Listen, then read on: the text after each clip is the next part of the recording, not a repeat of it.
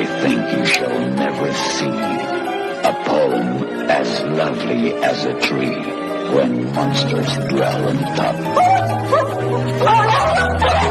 They kill dogs.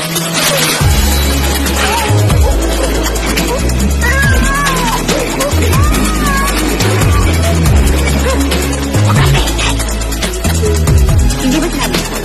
Ngayon ko mga talaga ko. Hindi mo ka. Sige, pumasok ka sa loob ng aking utak ko. Sige, bilisan mo pa hanggang sa mataba kasi ang kumatupad mo ako para di ka maabutan, kinikilabuta, kinatatakutan. Noong nahuli ka pati kang bata ka na para panakunan sa sinapapunan. Isa, dalawa, tatlo, kilala bilang mga siramulo. Halata, inakala na iba na di makapangyarihan ng mga ginayumawa. Sa mga talukas na mga masa, sana alam mga talaka, wala alam, madala-tala, tataka, magkataka na pababa na hanggang sa hanggang na nawala hanggang. Puro mga ingiterong nabagot, o mga feelingherong ngayabot. Paano nyo ko hihilangin sa balong malalim, eh, hindi nyo nga ako maabot. Rakatatatarat, ako di ba nakakatakot? Pagkat di nyo matatakasan ang boses na kabataan sa pagsurhit ang mga pasabog. Sino ba yan? Sino ba yan? At sino ba yan? Na naman ang buong sambayan na kahit kang kumakabago, makatao at makatarungan. Ito na si Abra, tantanaran. Di mga takara pero nakaya na umakit sa pedestal at gumawa ng himala. Tinatama ka tamat, hindi kakakaiba talaga mag-isip. Sibilet ang dami pero mga tumitingala. Sige, pumasok ka sa loob ng aking utak. Pwede mo itong ihanin tulad sa isang higanteng pintuan. Di mo makikulak, di mo itsura, di mo masigmura. Parang ginawa mo, inumin ng suka. Huwag kang umasa na mangyari, magkastansya ka sa'kin. Kasi distansya natin bituin at lupa.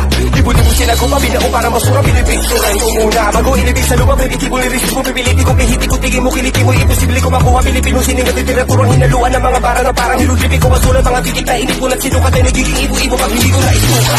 Paano ko nagalit? Papaupoy kita sa dala ko na karit. Tapos ikaw mataya mo mula sa langit. Alam mo ba kung bakit? Para sindihan ka na buhay hanggang sa balatos ang balatat. Bakal mo mga anit pag parang kambing na yung amoy. Papatayin ko yung apoy, pala ko lang gamit. Sige, pumasok ka ba sa loob ng aking utak? Hinulman ang usok, kuya, Kiko at Ituka. Susubo ang buo natin at sukatin sa talampakan. Lupang makita nila na paskete at taas. Maaari makapasok at sukal pag pito ay nagsarado. Sigurado hindi na pwede lumabas.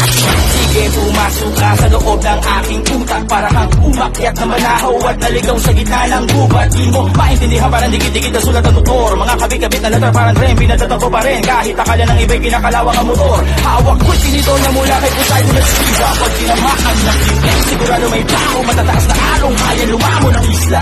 Salamat ginising mo ang pinakamatangkad sa limang daliri ko. Puso ata ang utak at puso mabato panahon manising ko. At mo ang sugat sa likod ng larawan ng mga multong di na nagparamdam. Dati binabahay ng pulang, ngayon na may binabawi na ng mga itim na langgam. Naramdaman ang nagpabagang lupang mula sa palat ng syaman. Nagpatangay sa hangin hanggang sa mapagpag sa patag na dapat nakarapagdaan ko mga aso kumahol. Yung iba nagkabas na palapit ito sa rol. Sinubukan nilang mukha na larin ngunit natagpuan lang nila ay ang kanilang sariling na taol. Nanggaling nyo na muna ang mga muta sa mata na nakabara. Hala sige maghilamos na makita nyo mga patay na isla lang siya.